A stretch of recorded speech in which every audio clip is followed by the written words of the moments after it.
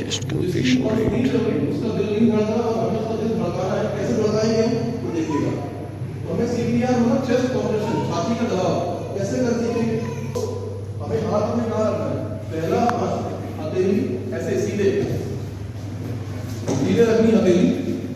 हम सब लोग राइट हैंडेड है, यस, तो राइट हैंड से छाती के बीचों बीच दो सारी उंगलियां अपनी लॉक करें, एल्बो को स्ट्रेट रखें और देन हम छाती दबाना शुरू करें। देखिए और काउंट करें।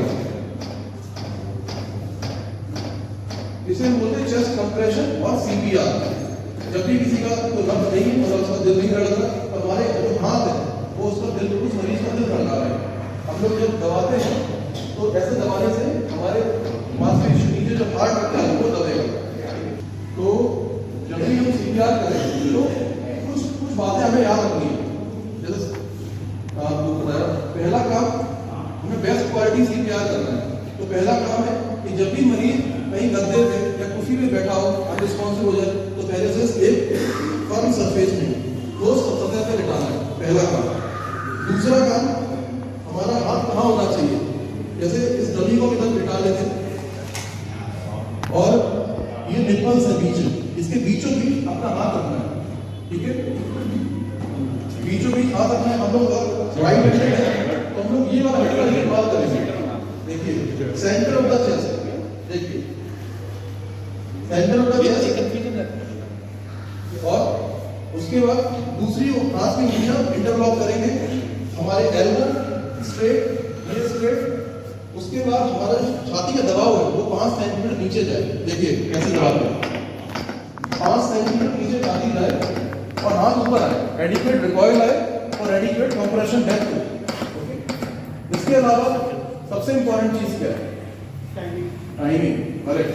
तो हमें 100 से 120 कंप्रेशंस 1 मिनट में करने हैं। उंगलियां, छाती की जो उंगलियां हैं वो टच हो सकती हैं, लेकिन आपका ये हिस्सा मेन कांटेक्ट में रहे। टच लीजिए, नहीं ऐसा नहीं है, तो आपका ये वाला हिस्सा कांटेक्ट में हो, उससे अच्छा कंप्रेशन प्रेशर लगे। उंगलियां टच हो रही है उससे कोई फर्क नहीं पड़ता। मेन पर्पस है कि हमारी सबसे ज्यादा ताकतवर हाथों को है, उससे दबेगा तो छाती अच्छी आएगी। आप आगे ट्राई कर सकते हैं, आइए।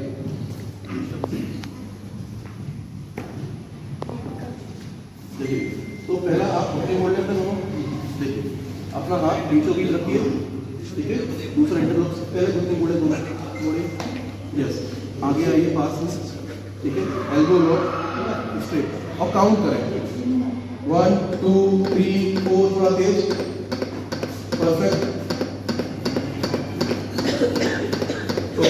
तो he is doing right. Nipples के बीच में जो डिप्रेशन फील होता है जी, इधर हमने हाथ रखना है जी और दोनों हाथ से लॉक करना है 1 2 3 4। सो ऐसे आपको 100 से 120 बार। तो ऐसा सोसाइटी में आपसे क्यों एक बंदा सीपीआर कर रहा है तो उसने जान के रख दिया पेशेंट की को ऐसे बिठा के दबा रहा है, वो बेस्ट क्वालिटी है? नो। तो पहला बेस्ट क्वालिटी का पॉइंट कि पेशेंट हमेशा फ्लैट सरफेस पे बैठा। इन माय करियर मैंने टाइम में जाके देखा एम्बुलेंस में कि लोगों ने घर के गद्दों पे इतना मोटा गद्दे पे सीपीआर कर रहे हैं, नॉर्मली वो इफेक्टिव नहीं है, पर्पस बेकार है। आप कर भी रहे हैं लेकिन पर्पस बेकार है। तो हमेशा जब भी आप 1 से 2 लोग हो तो उनकी मदद से आप पेशेंट को फ्लैट सतह पे लेटाएं। पहला पॉइंट बेस्ट क्वालिटी का, पेशेंट फ्लैट सतह पे लेटे। दूसरा इंपॉर्टेंट पॉइंट, जब भी हम छाती में दबाएं तो 5 सेंटीमीटर छाती नीचे जाए, ठीक है, तो डेप्थ हमारा हाथ 5 सेंटीमीटर नीचे जाए और जिस गति से दबानी है, जिस रेट से दबानी है वो 100 to 120 कंप्रेशन 1 मिनट में होनी चाहिए। अगर मैं आपने ऐसे काउंट किया तो 100 से 120 कंप्रेशन मिनिमम 1 मिनट में हो। ये दूसरा पॉइंट है एक बेस्ट क्वालिटी सीपीआर का। What is the third point? Third point, जब भी मेरा हाथ नीचे जाता है, जैसे मैंने बोला कि मैं हाथ नीचे लेके जा रहा हूँ, कि मेरा हाथ ऊपर आ रहा है, क्यों ऐसा कर रहे हैं, क्या पर्पस? आपको बताया ना हार्ट का काम क्या होता है, ब्लड को डिस्ट्रीब्यूट करना। हम सबका दिल धड़क रहा है तो क्या हार्ट क्या कर रहा है, ब्लड लेता है, कॉन्ट्रैक्ट करता है, आगे देता है, फिर आगे लेता है, ऐसे।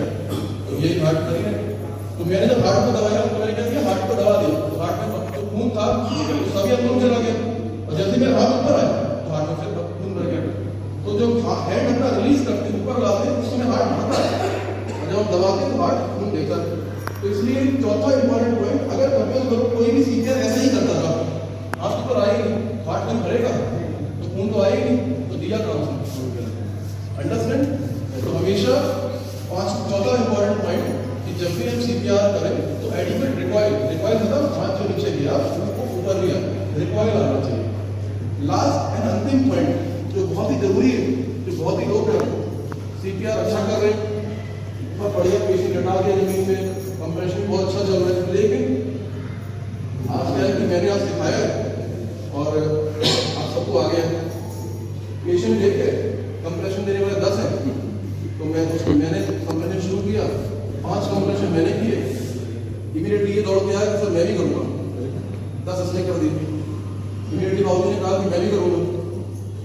तो प्रॉब्लम क्या है कि जितनी देर हम कंप्रेशन को होल्ड करते हैं उतनी देर हार्ट नहीं लड़ता, उतनी देर क्या होता है शरीर के सभी अंगों में खून नहीं पहुंचता। जैसे हमने बताया, जितनी देर हम कंप्रेशन को रोकते हैं, हम सबका हार्ट धड़क रहा है, हम सब लोग बात कर रहे हैं, हार्ट धड़क सभी अंगों में। मैं बात कर रहा हूँ कि मेरे ब्रेन में खून पहुंचता है, हार्ट तक पहुंचा रहा है, लेकिन उस व्यक्ति का हार्ट नहीं धड़क रहा, किसी भी अंग में खून नहीं जा रहा।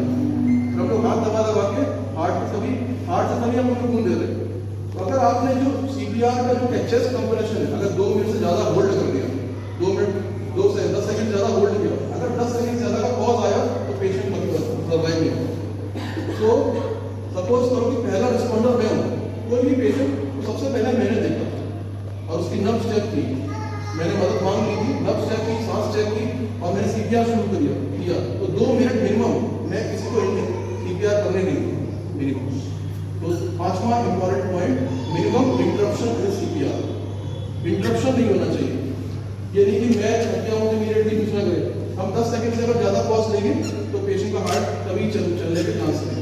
As per the American Heart Association data और 2018 के डेटे में उन्होंने 16,000 मरीजों का डाटा निकाला और उन्होंने बताया कि किन पेशेंट्स जो बचे, जो पेशेंट बाहर थे और जो बच गए और जो नहीं बच पाए, उनका डाटा कंपेयर किया तो उसमें यही कारण निकला कि लोगों ने CPR को रोका हुआ।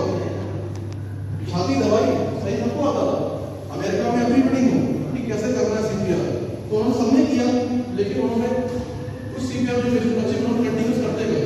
2 मिनट में हर 2 मिनट पर हमें नब्ज चेक करूँगा, तो वो 2 मिनट नब्ज चेक करने के टाइम पे सब दूसरा बनता है क्या करूँगा।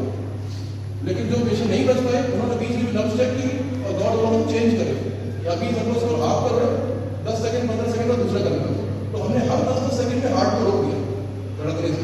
हार्ट तो हमेशा लगता रहता है, अब हार्ट जिसका हमेशा धड़कता रहता है, हर जीवित इंसान का, उसका कैसा है 10 मिनट रुक जाओ हार्ट को, फिर 10 सेकंड से बढ़ जाए, ऐसा कर सकते हैं? तो दिस इज द मेन।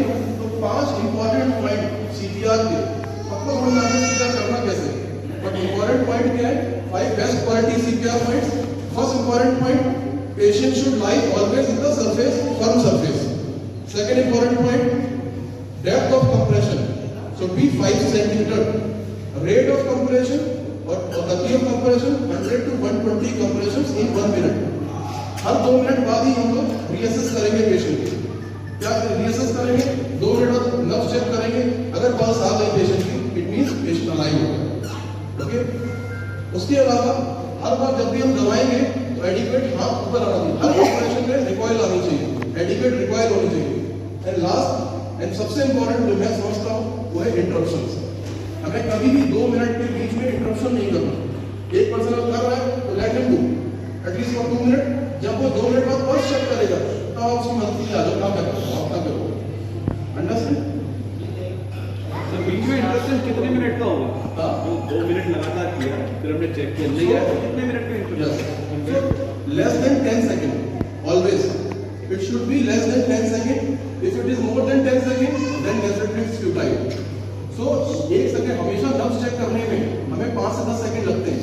तो 5 मिनिमम 5 मैक्सिमम 10, बट 10 सेकंड से ऊपर अगर होगा तो आपकी जो भी इससे पहले आपने पेशेंट की मदद की वो बेकार है। आगे प्लीज। यस, तो आप देख पा रहे हैं इस फोटो में कि छाती के बीचों बीच कंप्रेशन चल रहा है। अब कई हद तक लोगों को परेशानी आती है कि मैं 100 से 120 कंप्रेशन तो मैंने बोल दी, लेकिन वो कैसे होगा? तो मेरे डॉक्टर साहब बताएंगे, डॉक्टर पीयूष बताएंगे कैसे। तो आपको काउंट करना है कंटिन्यूसली।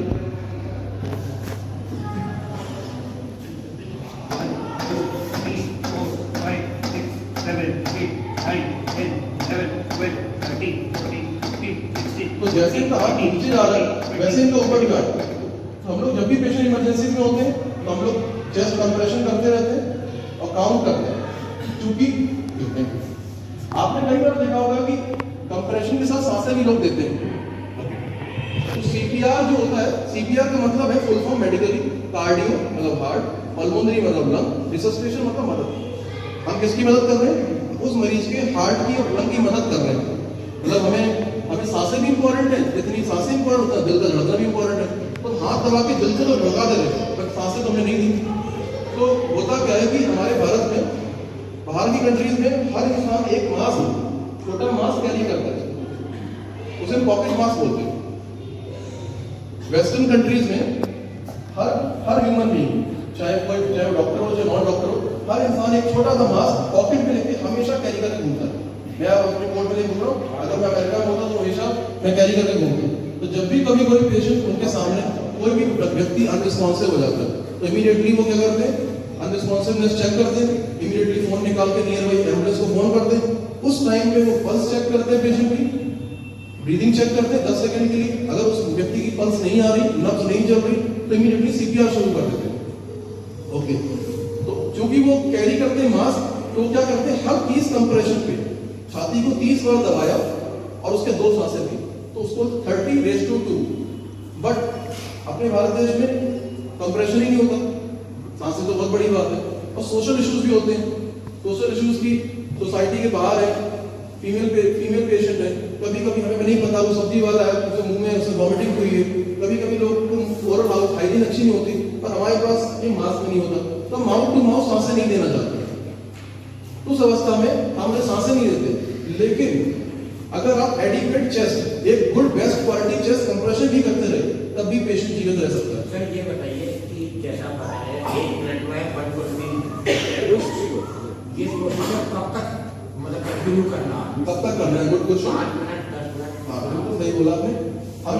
हम क्या ये सॉरी, एक और इसमें एडिशन है, बहुत बार क्योंकि हम बैटिंग सबके लिए इम्पोर्टेंट है, अगर जैसे प्रेस करते तो बहुत बार रिस्ट छूट सकती है। सो तो इस केस में क्या करना है? शायद उसका दूसरा क्वेश्चन, आपका दोनों क्वेश्चन के आंसर देंगे। प्रिफरेबली मैं सोचता हूँ लास्ट में सारे आंसर्स रखें well finish the session, but once you ask, तो अगर आप छाती के बीचों बीच रखेंगे, रिब्स दोनों तरफ में, बीच की रिब्स को जोड़ने वाली हड्डी होती है, उसे हम स्टर्नम बोलते हैं। वो एक कार्टिलेज टिश्यू है, वो हड्डी नहीं, वो कार्टिलेज है। कार्टिलेज में थोड़ा फ्लेक्सिबिलिटी होती है, इसीलिए बीचों बीच रखते हैं। अगर आप थोड़ा राइट या थोड़ा लेफ्ट रखेंगे तो समझता मैं रिस्क डेफिनेटली हो जाएगा।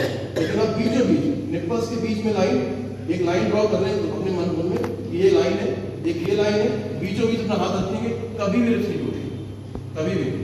तो पहला क्वेश्चन। दूसरा क्वेश्चन कि हमें कितनी देर तक करना है? तब तक करना है जब तक एम्बुलेंस आ जाए। पहली बात, अगर आप अकेले हैं, पेशेंट के किसी सिम्टम से हम रोक नहीं सकते। सेंटीमीटर नीचे जाए, रिकॉइल आए, 100 से 120 बार कंप्रेशन करें। तो जो मैं सांसों की बात कर रहा था कि अगर सपोज करिए कि कभी भी किसी के घर के मेन फैमिली मेंबर्स जिसको आप जानते हैं, जिसको आप सांसें देना चाहते हैं, सभी बात अपाइड हाइपर वेंटिलेशन, ये मेडिकल लोगों के लिए है। जब हम लोग जिस सिस्टम से बात करेंगे, तो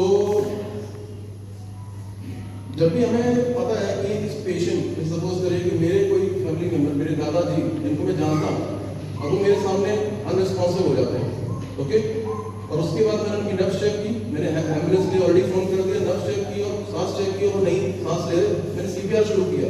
क्योंकि मेरे दादाजी हैं, मैं उनको सांसें भी दूंगा और छाती भी दबाऊंगा, क्योंकि मैं तो जानता हूँ, मुझे कोई प्रॉब्लम नहीं सोशल इशू, ठीक है। उस कंडीशन में मेरे पास अगर ये नहीं है तो मैं मुंह से भी दूंगा सांसें, बट मैं सांसें जरूर दूंगा। तो इसलिए अमेरिका में सांसें कहते थे जिसे पॉकेट मास्क बोलते हैं। तो जब भी अगर आपके पास ऐसा मास्क हो तो आप मास्क कर सकते हैं, बट मुझे लगता है अभी आने वाले टाइम में कोई मास्क नहीं कैरी करेगा। लेकिन आप पेशेंट की नाक को पिंच करके, अगर आपका घर का मरीज है, तो उस कंडीशन में नाक को पिंच किया, मुंह को खोला और 2 सांसें दी, तो 30 कंप्रेशन। अगर आप सांसें नहीं दे रहे तो 100 से 120 बार कंटिन्यू रखिए। बट अगर आप सांसें देना चाहते हैं, मरीज हमारा जानकार है, हमारा घर का व्यक्ति है, तो उस कंडीशन 30 कंप्रेशन खत्म होने के बाद आप 2 सांसें को दें, उसे बोलते 30 कंप्रेशन 2 ब्रेथ। और अगर सांसें नहीं दे रहे तो 100 से 120 कंप्रेशन करते रहिए, 2 मिनट तक पेशेंट की पल्स चेक करें। Okay please. ओके, आपने किसी ने भी ऐसी कोई मशीन देखी कभी भी?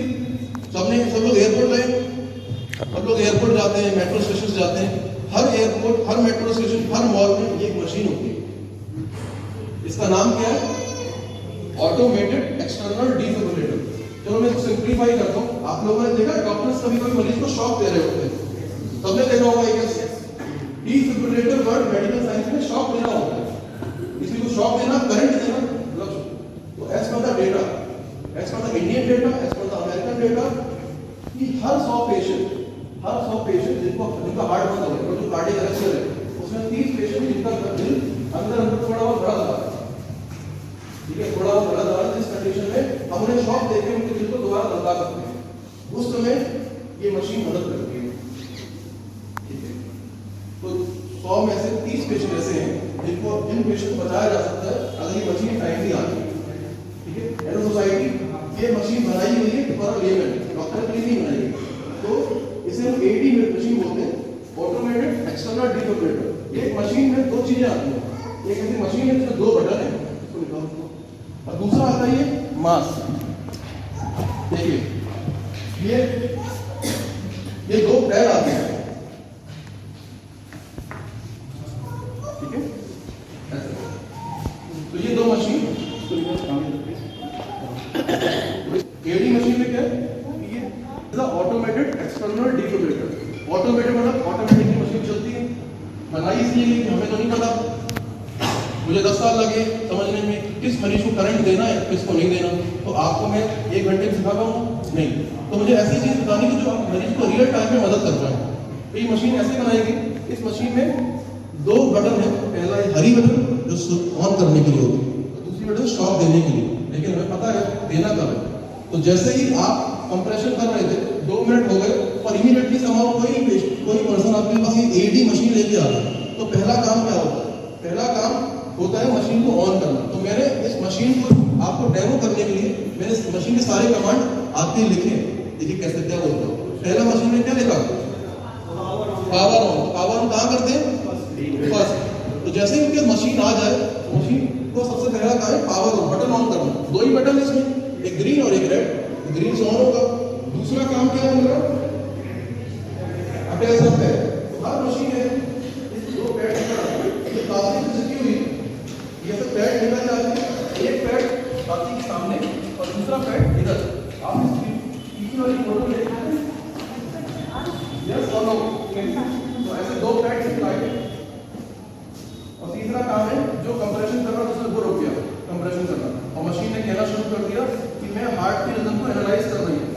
मशीन ये बोलती है, स्पीकर है, ऐसे बोलती है कि हार्ट की रिदम को, जो हार्ट धड़क रहा है, करंट वाला करंट देना की जरूरत है, तो एसेस करेगी।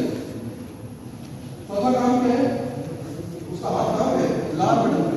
मशीन ने बोला this patient require shock. Machine जब बोलेगी दिस पेशेंट रिक्वायर शॉक, तो ये बटन दबानी है। मशीन कहती है this patient does not require shock, आप कंटिन्यू कंप्रेशन। तो ये मशीन का नाम है ऑटोमेटेड मशीन, ये ऑटोमेटेड एक्सटर्नल डिफिब्रिलेटर है। तो हमने वो 30 पेशेंट को बचाने की मदद कर रही है जिनको करंट से मदद मिल सकती है। ठीक है, नॉर्मली क्या होता है कि जो हमारा हार्ट, किसी का हार्ट ऐसे धड़कता है, किसी का हार्ट ऐसे धड़कता है, ठीक है, आपको नब्ज नहीं मिली, आपने कंप्रेशन शुरू कर दिया, लेकिन वो 30 पेशेंट वो ऐसे वाले तो नहीं है जिनको करंट देके इमीडिएटली से बचाया जा सकता है। उस कंडीशन में ये मशीन मदद करती है। ये हर आपके मेट्रो स्टेशन, जितने भी मेट्रो स्टेशन है, जितने भी एयरपोर्ट है, उन सब जगह रखी हुई है। आप कभी भी कहीं भी जाएं, कहीं भी पब्लिक प्लेटफॉर्म पर जाएं, ऐसा गवर्नमेंट रूल, ये मशीन हर जगह रखी है। एडी पर्पस सबको पता है कि वो 30 पेशेंट को बचाना है, जो 30% पेशेंट्स हैं।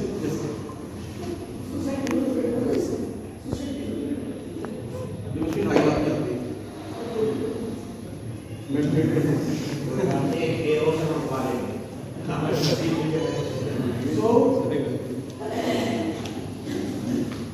तो आपने जैसे ही शॉक दिया, ठीक है, शॉक दिया इमीडिएटली आपने इमीडिएटली शॉक देने के बाद चेस्ट कंप्रेशन शुरू कर दी, 2 मिनट बाद चेक किया।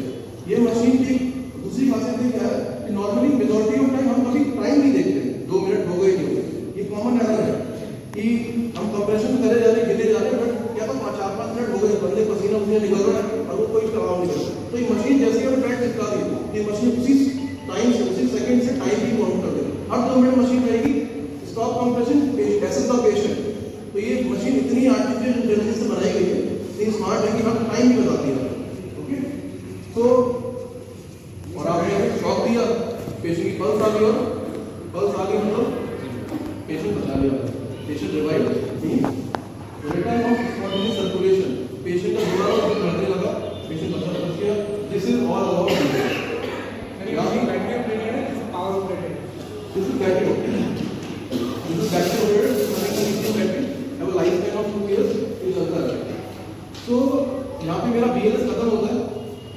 तो मैंने आपको बताया, मैं समराइज करता हूँ पूरी क्लास को कि जब भी कभी कोई भी पेशेंट, कोई भी व्यक्ति आपके सामने किसी भी उम्र का अनरिस्पॉन्सिव हो जाता है, अनरिस्पॉन्सिव मतलब बेहोश हो जाता है, कोलैप्स हो जाता है, आपका पहला काम है कि उसको मेक श्योर पहले चेक करो कि वो रियल में बेहोश है या नहीं।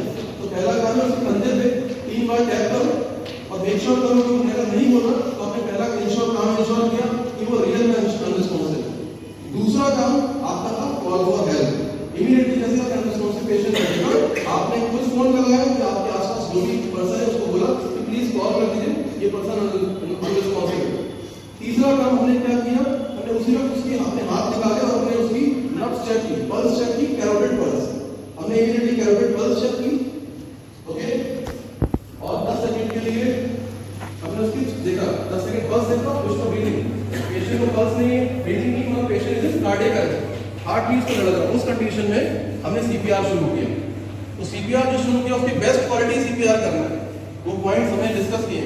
क्या पॉइंट्स है जब भी सीपीआर करें तो सरफेस क्या होती है, हार्ड और फर्म होना चाहिए। जब भी हम चेस्ट दबाएं तो 100 से 120 बार चेस्ट कंप्रेशन का रेट होना चाहिए, डेप्थ 5 सेंटीमीटर नीचे जाए। तीसरी इंपॉर्टेंट चीज क्या है कि एडिक्वेट रिकॉइल है, जब भी हाथ नीचे जाए तो हाथ ऊपर भी आए, और हमें इंटरप्शन नहीं करना, 2 मिनट से ज्यादा, 2 मिनट के अंदर इंटरप्शन नहीं करना। 2 मिनट के बाद जब भी हम पल्स चेक करें उस टाइम पे हम सीपीआर को रोकें, उसके बाद, उसके पहले, उसके बाद। This is all about BLS, basic life support. हमने वो लर्न किया कि हम पेशेंट का दिल धड़का रहे हैं अपने जस्ट इस हाथों से, और अगर हमारा पास मरीज है तो उसको हम सांसें भी देना चाहते हैं तो 30 कंप्रेशन के बाद हम 2 सांसें भी देते हैं। अगर सांसें नहीं दे सकते तो हैंड, हाथों से हम उस पेशेंट का दिल धड़काएंगे। यही एक बेसिक स्किल है जो आप एज अ सोसाइटी लर्न कर सकते हैं, फिर आपके मेडिकल हेल्थ में आगे। सर एक question, this is in the case of कोई एडल्ट अगर है जो मेजॉरिटी ऑफ लेट वो दिखा रहे हैं, अगर मान लीजिए कि बच्चे को देना, उस केस में हमारा क्या रेशियो है, कैसे I am just coming to the child because adult I have finished. तो children, तो हम लोग चिल्ड्रन एज ग्रुप कब बोलते हैं, 1 साल से लेकर 13 साल तक की उम्र को हम चिल्ड्रन बोलते हैं, ठीक है। तो बच्चे, हम लोग एडल्ट हैं, बच्चे छोटे हैं, तो उस कंडीशन का surface area, body surface area कम होता है, तो उस कंडीशन में सब कुछ सेम रहता है। रिस्पॉन्स कैसे चेक करते हैं, 1 साल से कम बच्चा है उसके पैरों पे ऐसे ट्रिकल करके 3 बार ऐसे रिस्पॉन्स चेक करते हैं। अगर छोटे 4 महीने के बच्चे को बोलते हैं बेटा कैसे हो, तो रिस्पॉन्ड करेगा नहीं, तो हम उसके पैरों पे ट्रिकल करेंगे, और बच्चा अगर रोने लगा तो बच्चा कॉन्शियस है, बच्चा नहीं रो रहा तो उस कंडीशन में अनरिस्पॉन्सिव कंसीडर करके उसकी नर्व चेक करना शुरू कर देंगे। 1 साल से लेकर 13 साल या 14 साल तक के बच्चों के लिए सीपीआर में क्या डिफरेंस है बड़ों से। तो पहला काम ये होता है, अज्यूम कर लीजिए कि ये 7 साल के बच्चे की डमी है, तो आपने पहला काम 7 साल बच्चा है तो बड़ा ही माना, तो उसके बच्चे के कंधे में 3 बार मारा और बच्चा नहीं रिस्पॉन्स किया, तो अगला काम हमने हेल्प बुलाई, मदद से मेरा फैमिली मेंबर जो भी पास है उसको बोला कि आप एम्बुलेंस को फोन करिए। मैंने इमीडिएटली उसकी पल्स चेक किया, 10 सेकंड पल्स चेक किया, छाती में देखा अगर सांस नहीं ले रहा तो मतलब बच्चे का भी कार्डियक अरेस्ट है। उस कंडीशन में मैंने अगला काम सीपीआर शुरू किया। बच्चे का छाती छोटी है, मैं दोनों हाथ लेके चढ़ जाऊंगा तो कंप्रेशन बहुत ज्यादा हो जाएगा, उस कंडीशन में मैं सिंगल हाथ यूज करूंगा, single hand CPR, 1 2 3 4 5। So difference क्या है बड़ों और बच्चों में? बड़ों में हम 5 सेंटीमीटर दबाते हैं, बच्चों में 4। आपको ऑटोमेटिकली हैंड पोजीशन में आएगा, ज्यादा देर नहीं दबाना, ठीक है। दूसरी इंपॉर्टेंट चीज क्या है कि हाथ 2 ना इस्तेमाल करके 1 इस्तेमाल करते हैं, बस दिस ओनली डिफरेंस। आप वैसे ही ऐसे ही होना चाहिए।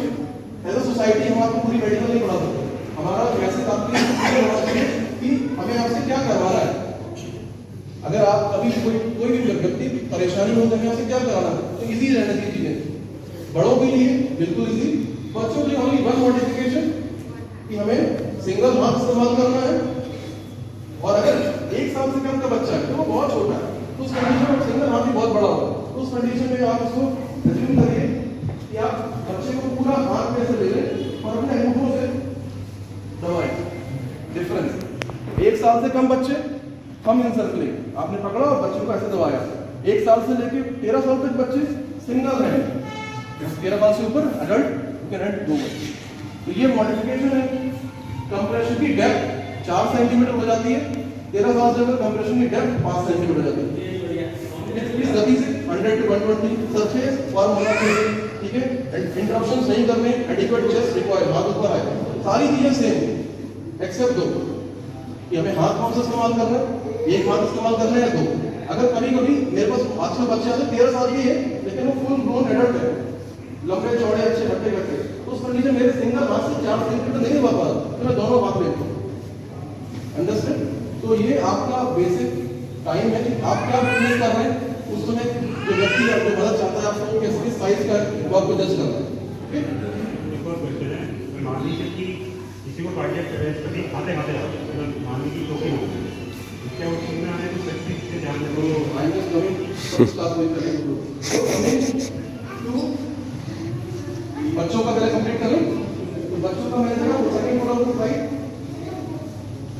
ठीक है। तो बच्चों जब भी 1 साल से कम बच्चे को छाती पे दबाव पकड़ के आपने तब हम अंगूठों के मदद से देख लेंगे। तो चोकिंग क्या है? चोकिंग मतलब सपोज करो कोई भी हम लोग खाना खा रहे हैं, लोग यहीं पे खाना खा रहे हैं, खाते खाते किसी को खांसी शुरू हो जाती है, तो आप लोग क्या करते हैं, बड़े बड़े लोग आप पीठ पे दबा देते हैं, ठीक है। हमें ऐसे सिखाया गया स्कूल से। और कभी कभी लोग को पानी पी लेते हैं, पानी दे देते हैं, एकदम कोई खांसना शुरू कर दिया, एकदम कोई भागता हुआ पानी पी लेते हैं, हमारा ऐसे रिस्पॉन्स रहता है यस और नो। चोकिंग मतलब होता है, चोकिंग मतलब एनी फॉरेन बॉडी, कोई भी फॉरेन बॉडी, चाहे वो खाना हो चाहे वो कोई नॉनवेज, बच्चे पॉइंट डाल लेते हैं, छोटा छोटा पॉइंट डाल दिया, बच्चे कभी कोई टॉय खेल रहे हैं, कोई टॉय का टुकड़ा हुआ वो मुंह में डाल रहे हैं, बच्चों को शुरू में मुंह में डालने की आदत है। तो नॉर्मली चोकिंग के जो पेशेंट्स होते हैं वो नॉर्मली 2 एज ग्रुप होते हैं, एक तो बच्चे, एक बिल्कुल बुजुर्ग वो जो 70-80 साल के हैं, जो अपना कुछ भी रिटेन नहीं कर पाते, पर ये खाना खाते खाते खाने की नली के बाद श्वास नली में चला जाता है उनका खाना, और वो खाना शुरू कर देते हैं, ठीक है। तो पहला जब भी कोई चोकिंग होता है तो पहला पेशेंट लक्षण क्या देता है, हासिल शुरू करते कॉफिंग। तो पहला काम होता है पेशेंट कॉफ करता है, तो हमारा एज ए सोसाइटी सबसे पहला काम क्या है कि उनको इंकरेज करें कि आप और कॉफ करें। तो हमेशा पहला काम है इंकरेज द पेशेंट टू कॉफ। कभी भी हमें ये नहीं बोलना चाहिए कि पानी पियो, तो पानी ऑफर करना गलत चीज है।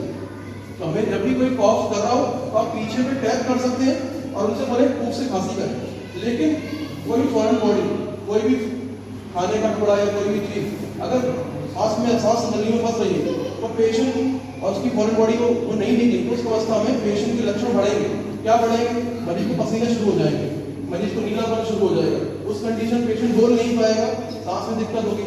इस कंडीशन में हमें क्या करना चाहिए? उस कंडीशन में हम मरीज की मदद कर सकते हैं। कैसे? आइए, ये यूनिवर्सल चोकिंग साइन है। सपोज करो कि ये लड़का खाना खा रहे थे, खाना खाते खाते इमीडिएटली उनको खांसी शुरू हो गई।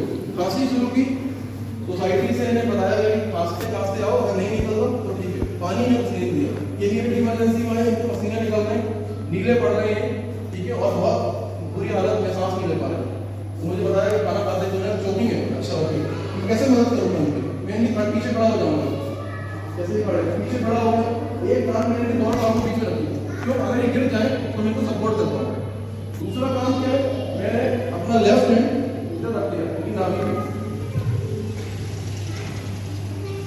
मैंने अपना लेफ्ट हैंड नाभि पर रख दिया और राइट हैंड मैंने अपना ऐसे पकड़ा और मैंने क्या किया, ये इसे बोलते हैं एब्डोमिनल थ्रस्ट। मतलब हमने एब्डोमेन पेट पे जो प्रेशर लगाया नाभि पे, जिससे कि फॉरेन बॉडी बाहर निकल। इस मैनुअल को मेडिकल हेल्थ मैनुअल बोलते हैं।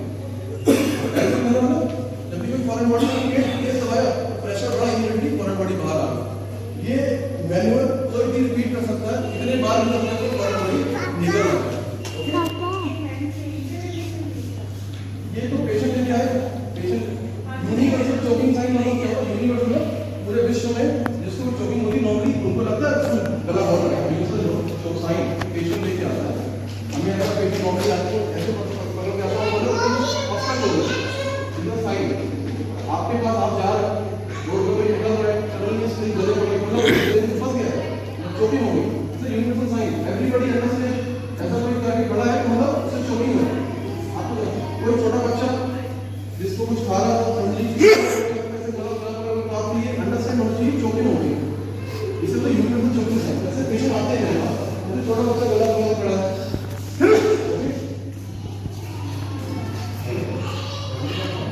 ओके, दो वन और टू टॉपिक्स आपको स्कोप के बारे में समझते हैं। Scope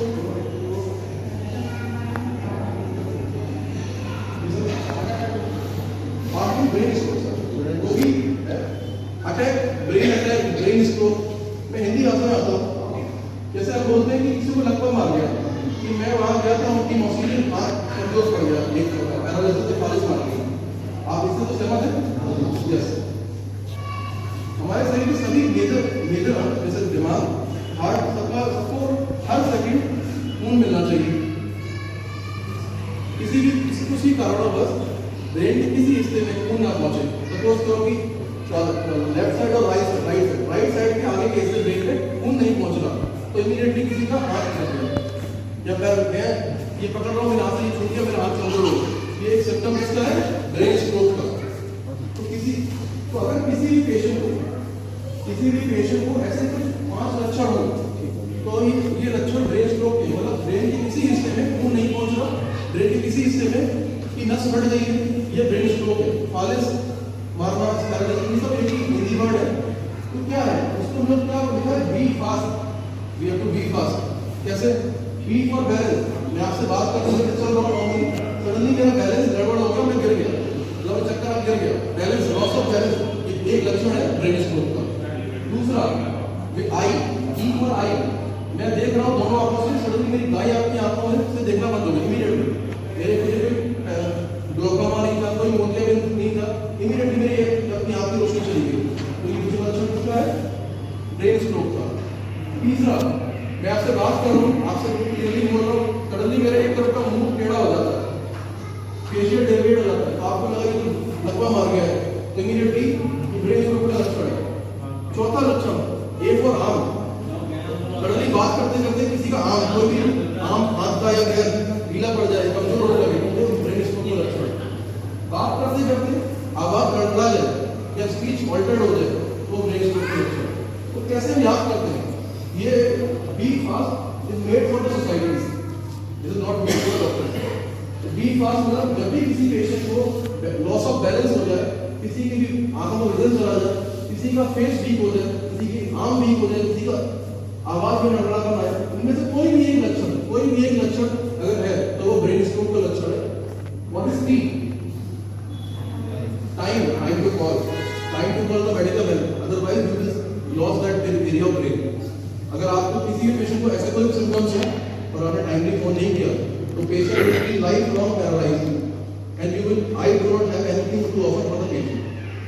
so time to call, किसी भी पेशेंट को जो भी लक्षण होता है इमीडिएटली अस्पताल है, क्योंकि सीटी स्कैन करा के वो ब्रेन का हिस्सा देखना होता है, उधर ब्रेन के हिस्से में खून नहीं पहुंचा, किसी क्लॉट के कारण या किसी को नस फटने के कारण।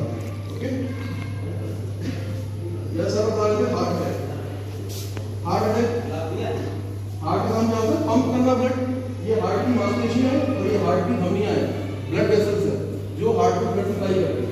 तो हार्ट अटैक मतलब कोई भी पेशेंट, सपोज करिए मैं यहाँ बैठा हूँ, इमीडिएटली मुझे सीवियर चेस्ट पेन शुरू हो जाता है, मैं बोल रहा हूँ मुझे बहुत तेज भारी सा महसूस हो रहा है, मुझे पसीने आ रहे हैं, मुझे अस्पताल लेते हो, मतलब this could be the one of the sign of heart attack. तो 5 सिम्टम्स अगर किसी पेशेंट को हो, तेज छाती में दर्द, तेज छाती में भारीपन सा दर्द, कंधों में दर्द, किसी भी कंधे में दर्द, जबड़े में दर्द, या मरीज को सांस में दिक्कत होना और पसीने आना, इनमें से कोई भी एक लक्षण हो, तो ये हार्ट अटैक का लक्षण है। देखिए ये हार्ट है हार्ट, और ये लाल रंग की क्या है? हार्ट की ब्लड वेसल्स है, जो हार्ट में हर सेकंड खून पहुंचाती है।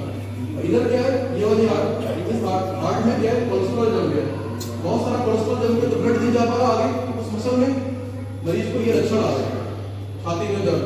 इमीडिएटली आप अस्पताल जाइए और उनका ईसीजी कराएंगे। हम क्या कर सकते हैं सोसाइटी में? क्या लिखा? रोज आर रेड, एस्पिरिन डू। तो पहले शुरू के टाइम में गवर्नमेंट ने एस्पिरिन बहुत फेमस की थी। तो एस्पिरिन जो क्या करती है, जो ब्लड वेसल्स, जो हार्ट की ब्लड वेसल्स उसमें पक्का जमा हुआ है, वो इमीडिएटली बोल देती है। तो जब भी किसी पेशेंट को सीवियर चेस्ट पेन, पसीने आना, जबड़े में दर्द होना या सांस में दिक्कत हो, उस कंडीशन में आपको 2 टैबलेट एस्पिरिन इमीडिएटली खाने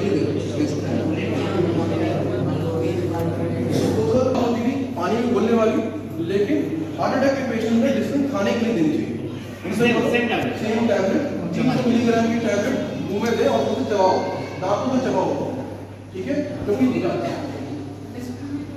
150 मिलीग्राम की अगर टैबलेट आती है तो 2, और अगर 300 की आती है तो 3, ठीक है।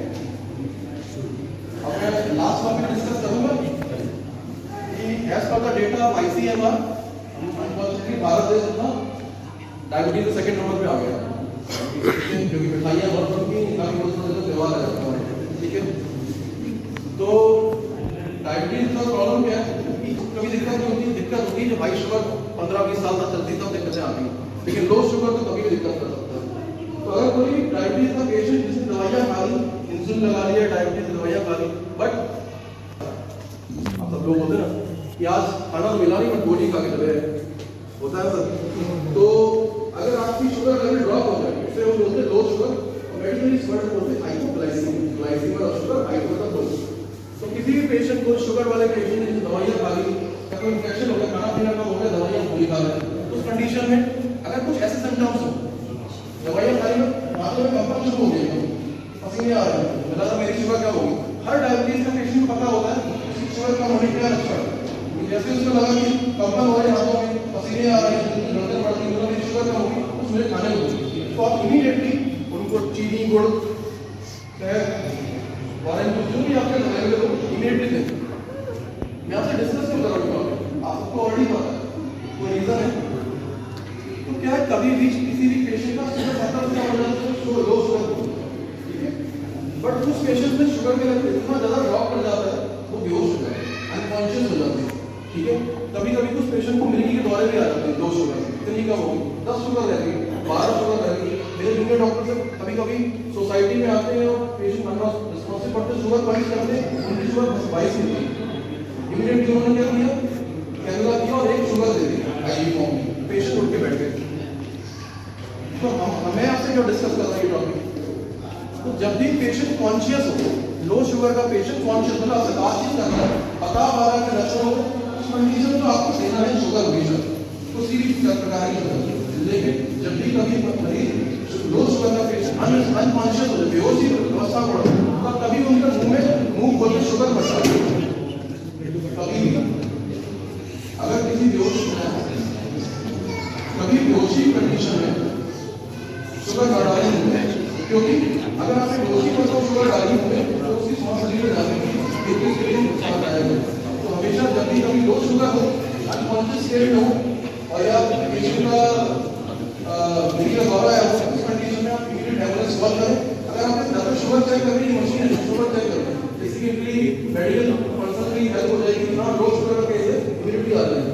तो ये बेसिकली एज सोसाइटी है, अनकॉन्शियस और अनरिस्पॉन्सिव अवस्था में पल्स चल रही है, शुगर कम है, तो कभी मुंह खोल के उनके मुंह में शुगर ना डालें, क्योंकि वो श्वास लेने कर सकते हैं।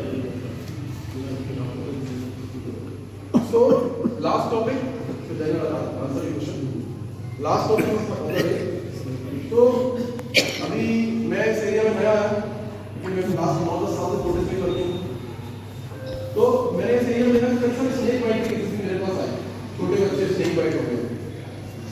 तो एज सोसाइटी मैंने सोचा कि आपको बताना जरूरी है कि स्नेक बाइट में करना क्या है। तो ये है डूज, क्या करना है क्या नहीं करना। मैं पहले डोंट्स पढ़ता हूँ, आप बताइए ऐसा होता है या नहीं। पहला, take the patient to some tantric and as well as snake को लेके चलते पैक करके, और वहां पे वो मंत्र पढ़ देगा, पहला काम। दूसरा काम कि फैमिली मेंबर ने कि उसके जहाँ पे काटा उसको मुंह खोल के दूसरी है कट कर दिया। तीसरा, उसने कहा कि मैं चाकू लगा मतलब काट देता हूँ तो जहर बह जाएगा। चौथा, उन्होंने बहुत तेज दुपट्टा बांध दिया उधर पे। और पांचवा, वहां पे कुछ लोग ओवर स्मार्ट थे, उन्होंने सर्जन बन गया था, तो बंद नहीं कर दिया। And the last not the least, some people use to pick some leaves, उन्होंने गोटी और हरी पत्तियां लगा दी। ये सोसाइटी कर देती है, ये हमें नहीं करना है। हमें क्या करना है जब भी स्नेक बाइट हो। तो पहली बात आपकी इन्फॉर्मेशन बता दो कि इंडिया में नहीं, globally 90% snakes non poisonous. Okay, this is the data of WHO। WHO ने 2011 में और 2021 में दोनों बार लिखा कि 90% स्नेक्स में क्या है, नॉन वेनस, नॉन पॉइजनस। तो पेशेंट एंजाइटी इतनी देर घबरा जाते हैं, पैनिक कर जाते हैं, वो आपको नहीं करना। 10% जो है वो है पॉइजनस स्टेज। उनके क्या सिम्टम्स हैं, क्या सिम्टम्स होते हैं वेनोस स्टेज के? तो 4-5 सिम्टम्स आपको देखेंगे। पहला सिम्टम, जब भी कभी स्नेक बाइट वहाँ पे हो, वहाँ पे 2 बाइट के निशान हो, दो बाइट के निशान है, तो पहला सिम्टम है कि हाँ स्नेक बाइट तो हुआ है कंफर्म। दूसरा, जहाँ पे बाइट किया है उस एरिया पे लेग, जहाँ पे बाइट किया है सपोज वो लेग में बाइट किया तो उस कान में सूजन आ जाए, पहला सिम्टम। दूसरा, उस कान से जहाँ बाइट किया वहाँ बहुत सारी ब्लीडिंग, खून बह रहा है। तीसरा लक्षण कि मरीज को सांस लेने में दिक्कत हो रही है। उसके बाद मरीज की आंखों को जैसे आंखें नीचे चली जाती है, ये कोई भी सिम्टम होते हैं, मतलब पेशेंट को पॉइजनस स्नेक ने काटा है। और अगर कोई 2 निशान है पर पेशेंट है मैं ठीक हूँ तो पैनिक मत करो। 90% नॉन वेनोस है बस अस्पताल घूम के ऊपर आ जाते हैं। ओके, तो क्या करना चाहिए सोसाइटी में, हमें क्या करना चाहिए? जहाँ भी बाइट हुई उस एरिया पे लिंग को, उस पैर पर हाथ को रोक के रखें, ठीक है। वहाँ पे हम लोग नीचे दुपट्टा हल्का सा बांध दें, जहाँ सपोज तो बाइट यहाँ पे हुई है इसके ऊपर हल्का सा दुपट्टा या चुन्नी हल्का सा बांध दें। बहुत टाइट नहीं होना चाहिए, तो दुपट्टा इतना ढीला होना चाहिए कि हमारे नहीं चलेगा बस। दूसरा काम क्या कर सकते हैं, जहाँ पे खून बह रहा है वहाँ पे कॉटन या पैड चिपका सकते हैं धुलने के बाद, वहाँ पर उससे सोप नॉर्मल लाइफ बॉय साबुन से धुले कॉटन लगा दें। और उस अस्पताल में जाए जहाँ पे स्नेक काटने का एंटी वेनम वो इंजेक्शन अवेलेबल है, जो हमें देना है तो पेशेंट को इमीडिएटली रिस्पॉन्ड करेगा। इंडिया में हर कॉर्पोरेट, हर बड़ी इमरजेंसी में ऐसा रूल 10 इंजेक्शन रखे होते हैं। मैं अभी इमरजेंसी का हेड हूँ, तो मैंने यहाँ पे 15 से 20 फाइल हमेशा रखे हैं। जब भी कभी स्नेक बाइट का पेशेंट आता है, जैसे बाइट आया हमारे पास, इमीडिएटली बाइट हुआ, हम इमीडिएटली 10 फाइल करेंगे। और in my career, I have seen at least 100%, maybe 200 cases हमारे साइड में अगर हमारी मशीन है तब तक हम चेक नहीं करेंगे तब तक कैसे मानेंगे मेरा कम है तो जैसा सेकंड। सो नॉर्मली जब भी हमारा इसका बीपी कम हो उस कंडीशन हम क्या दे सकते हैं, हम घर पे बना के 1 ग्लास में चीनी और नमक, 1 चम्मच चीनी, कुछ पिंच ऑफ सॉल्ट, 1 ग्लास दे सकते हैं। ये पेशेंट कॉन्शियस है उस अवस्था में तो ओके। और अगर उस कंडीशन में आप एम्बुलेंस बुलाइए और उनके दोनों पैर को उठा लीजिए, क्योंकि पैरों में जो रखा है वो पहुंच जाएगा और पेशेंट के ब्रेन तक पहुंच जाएगा। अगर पेशेंट लो ब्लड प्रेशर वाला कॉन्शियस है तो उसे पीने के लिए नमक और चीनी का घोले। अगर पेशेंट अनकॉन्शियस है, बेहोश है, उस कंडीशन में तो मस्ती कराइए, उनके पैर उठा कर रखिए, क्योंकि हमारे पैरों में हाइड्रेशन कूल होता है हमेशा। अगर मैं बहुत ज़्यादा खड़ा हूँ, ज़्यादा ब्लड कूल हो गया क्योंकि चढ़ती बात है, तो आप पैर उठाएंगे तो ब्लड इमीडिएटली इंप्रूव कर जाएगा। इसे हम लोग मेडिकली स्ट्रेट लेग बोलते हैं, स्ट्रेट लेग ब्रीदिंग टेस्ट। हम लोग जब भी कोई पेशेंट आता है तो हमारा काफी होता है, पैर उठाता है, पेशेंट को खून की जरूरत है, पानी की जरूरत है, तो अनकॉन्शियस कंडीशन में आप पैर उठाते हैं, कॉन्शियस कंडीशन में हमेशा आप ग्लास ऑफ वाटर में pinch of salt and sugar और अगर आप ओआरएस है तो आप ओआरएस भी दे सकते हैं। दूसरी कंडीशन हाई ब्लड प्रेशर।